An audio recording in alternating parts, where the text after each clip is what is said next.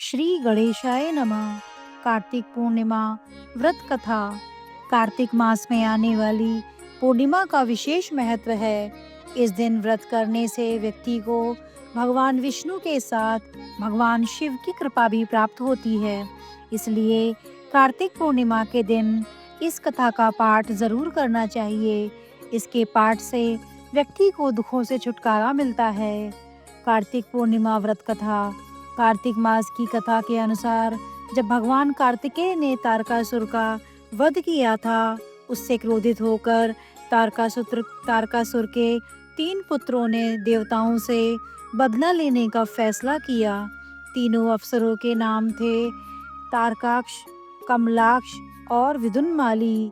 देवताओं का प्रजित करने के लिए पहले तीनों ने तपस्या की और तपस्या के लिए जंगल में चले गए।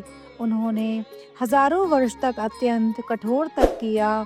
उनके कठोर तप से ब्रह्मा जी प्रसन्न हुए और उनके सामने प्रकट हो गए और ब्रह्मा जी ने तीनों से वरदान मांगने के लिए कहा।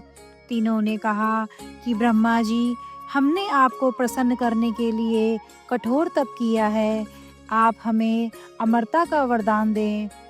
उनका यह वरदान सुनकर ब्रह्मा जी ने कहा कि मैं आपको अमरता का वरदान नहीं दे सकता, लेकिन तुम इससे कोई ऐसी शर्त रख लो जिसके पूर्ण होने पर ही आपकी मृत्यु होगी।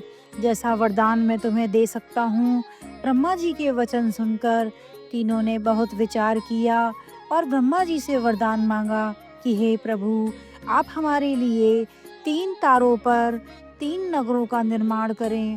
वे तीनों तारे अर्थात नगर जब अभिजीत नक्षत्र में एक पंक्ति में आएंगे, उसी समय कोई व्यक्ति अत्यंत शांत अवस्था में हमें मारेगा, तभी हमारी मृत्यु होगी और हमें मारने के लिए उस व्यक्ति को एक ऐसे रथ और बाण की आवश्यकता होगी जो बनाना असंभव हो।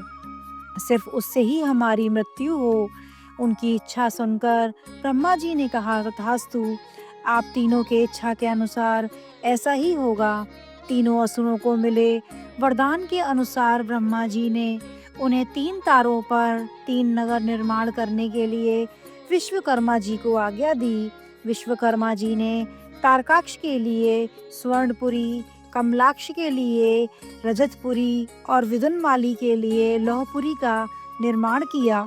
ब्रह्मा जी से वरदान प्राप्त होने के बाद तीनों असुर बहुत प्रसन्न हो गए और उसके बाद उन्होंने सभी लोकों में आतंक फैलाना शुरू कर दिया। इन तीनों असुरों को एक साथ त्रिपुरासुर कहा जाता था। त्रिपुरासुर जहाँ भी जाते वहाँ ही लोगों और ऋषियों को सताने लगते थे। उन्होंने देवताओं को भी देवलोक से बाहर निकाल दिया। त्रिपुरासुर के आतंक से त्रस्त होकर उन्हें हराने के लिए सभी देवता एकत्रित हुए। सभी ने अपना सारा बल लगाया, परंतु त्रिपुरासुर को हराने में कामयाब नहीं हो पाए। अंत में सभी भगवान शिवजी की शरण में गए। देवताओं ने कैलाश पर्वत पर जाकर शिवजी को पूरा वृतांत बताया। तब भगवान शंकर ने कहा कि आप सभी देवता मिलकर प्रयास करें। देवताओं ने कहा कि प्रभु, हम सभी ने मिलकर त्रिपुरासुर का वध करने का प्रयास किया, लेकिन हम कुछ नहीं कर पाए। हम आपकी शरण में हैं, आप ही हमारी रक्षा कर सकते हैं। तब शिव जी ने कहा कि मैं अपना आधा बल तुम्हें देता हूँ, इस बल की सहायता से प्रयास करके देखो। शिव जी ने अपना आधा बल देवताओं को दिया, लेकिन देवता शिव जी का आधा बल सहन नहीं कर पाए। फिर भगवान शिव ने स्वयं ही त्रिपुरासुर का संहार करने का संकल्प लिया। वरदान के अनुसार अब त्रिपुरासुर का वध करने के लिए रथ और धनुष बाण सिद्ध करना आवश्यक था।